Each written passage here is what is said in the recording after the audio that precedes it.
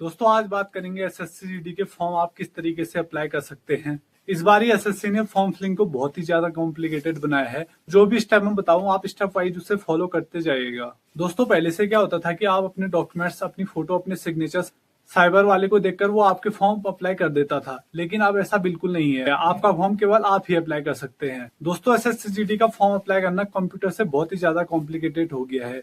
SSC GD का form apply करना mobile से बहुत ही ज्यादा इजी हो गया है। तो दोस्तों आप माई एसएससी ऐप डाउनलोड करके आप उस पर अपना अकाउंट लॉगिन कर लें।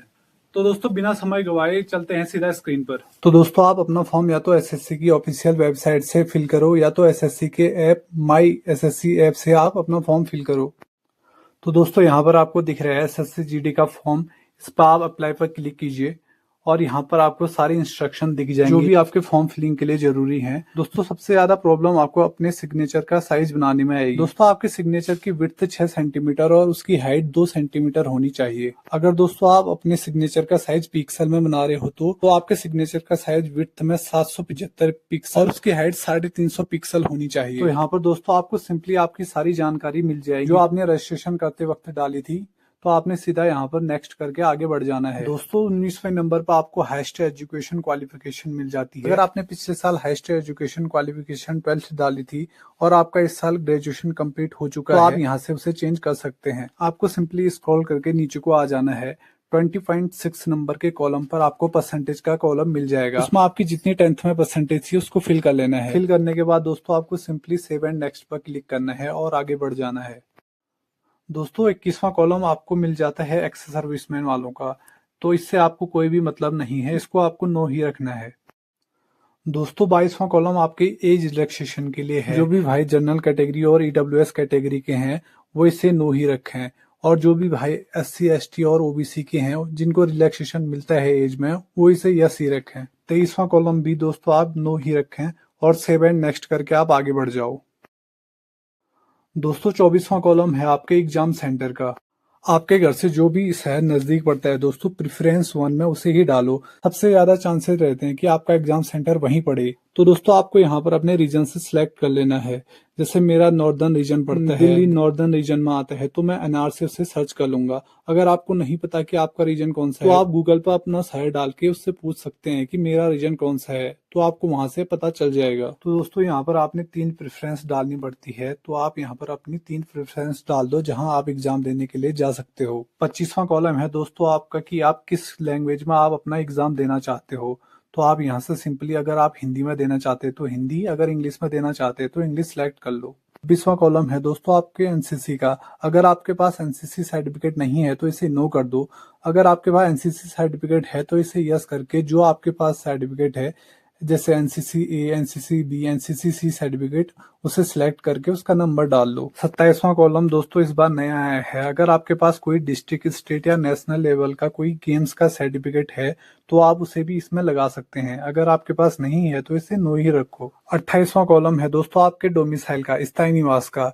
जिस स्टेट का आपका डोमिसाइल है उस स्टेट को आप सिलेक्ट कर लें। नीचे दोस्तों वेरीफाई के लिए पूछ रहा है तो आप अपने स्टेट को सिलेक्ट करके उसे दोबारा से वेरीफाई कर लो। 29वां कॉलम है दोस्तों आपके किस जिले का डोमिसाइल है, तो आपका जो जिला है, डिस्ट्रिक्ट है, उसे आप इसमें सिलेक्ट कर लो। 30वां कॉलम दोस्तों आपने नो ही रखना है। अगर आप किसी दूसरे स्टेट से माइग्रेट होकर आए हैं तभी यस करें उसको, वरना नो ही रहने दें।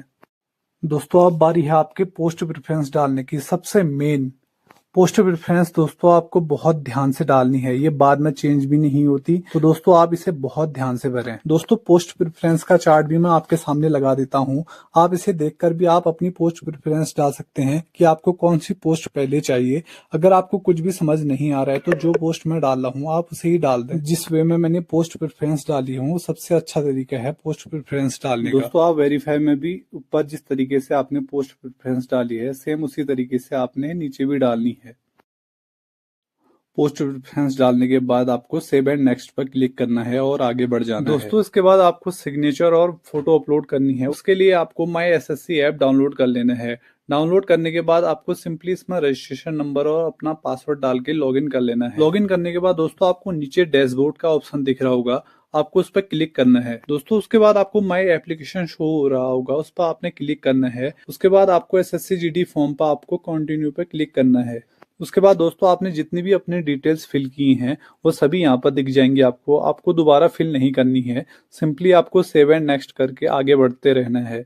उसके बाद दोस्तों आपके सामने आधार ऑथेंटिकेशन के नाम से एक ऑप्शन आएगा, उस पर आपने क्लिक करना है। उसके बाद दोस्तों आपने प्ले स्टोर से आधार फेस आरडी नाम से एक ऐप डाउनलोड कर लेना है। जैसे ही दोस्तों आप ये ऐप डाउनलोड करते हैं, आपने इसमें कुछ भी साइन अप वगैरह नहीं करना है, सिंपली आपने माई एसएससी ऐप पर आपने वापस आ जाना है। दोस्तों इसके बाद आप सेव एंड नेक्स्ट पर क्लिक करेंगे तो इसके बाद आपसे कुछ परमिशन मांगेगा, उसको आपने अलाउ कर लेना है। अलाउ करने के बाद दोस्तों आपको प्रोसीड पर क्लिक करना है और आगे बढ़ जाना है। दोस्तों इसके बाद आपका फेस आपके आधार से मैच होता है। अगर आपका फेस आपके आधार से मैच हो जाता है तो इसी तरीके से आपका ग्रीन लाइट शो होगी। आपने एक बार अपनी पलकों को झुकाना है, इसके बाद ही वो आगे को बढ़ेगा। इसके बाद दोस्तों आपका आधार फेस ऑथेंटिकेशन आपका क्लियर हो चुका है, आपने सिंपली आगे को बढ़ जाना है। दोस्तों इसके बाद आपको कैप्चर लाइव फोटो पर क्लिक करना है।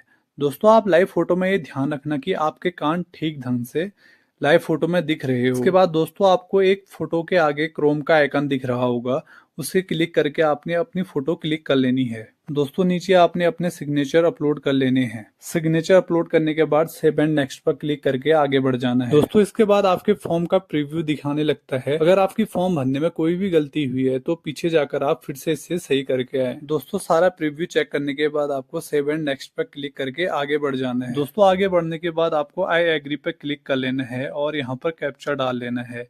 कैप्चा डालने के बाद दोस्तों आपको आगे बढ़ जाना है। दोस्तों इसके बाद केवल अगर आप जनरल और ईडब्ल्यूएस कैटेगरी के हैं तो सिर्फ आपने ही पेमेंट करनी है। एससी एसटी और गर्ल्स ने कोई भी पेमेंट नहीं करनी, उनका फॉर्म फिल हो चुका है। दोस्तों इसके बाद अगर आप अपनी पेमेंट यूपीआई के थ्रू पेमेंट करना चाहते हैं तो आप स्टेट बैंक ऑफ इंडिया को चूज करके पे वाले ऑप्शन पे क्लिक कर लेना है। दोस्तों इसके बाद आपको स्क्रॉल करके नीचे आना है। नीचे आपको यूपीआई का ऑप्शन दिख जाएगा, तो आप यूपीआई वाले ऑप्शन पर क्लिक कीजिए। अगर आप यूपीआई आईडी के थ्रू पेमेंट करना चाहते हैं तो वो भी है, और उसके बगल में क्यूआर कोड का ऑप्शन भी है, आप उसे स्कैन करके भी पेमेंट कर सकते हैं। दोस्तों पेमेंट कंप्लीट होने के बाद आपका फॉर्म सक्सेसफुली सबमिट हो जाएगा। दोस्तों अगर आपके फॉर्म भरने में कोई भी गलती हो चुकी है और आपने अपना फॉर्म सबमिट कर दिया है तो दोस्तों वो अभी तो चेंज नहीं होगा, पर 8 से 10 जनवरी के बीच आपकी करेक्शन विंडो खुलेगी, आप उस बीच अपना करेक्शन ठीक कर सकते हैं। तो दोस्तों अगर आपको ये वीडियो पसंद आई तो इस वीडियो को लाइक और ऐसे ही गाइडेंस वीडियो देखने के लिए इस चैनल को सब्सक्राइब जरूर कीजिएगा। तो मिलते हैं किसी और वीडियो में, तब तक के लिए जय हिंद।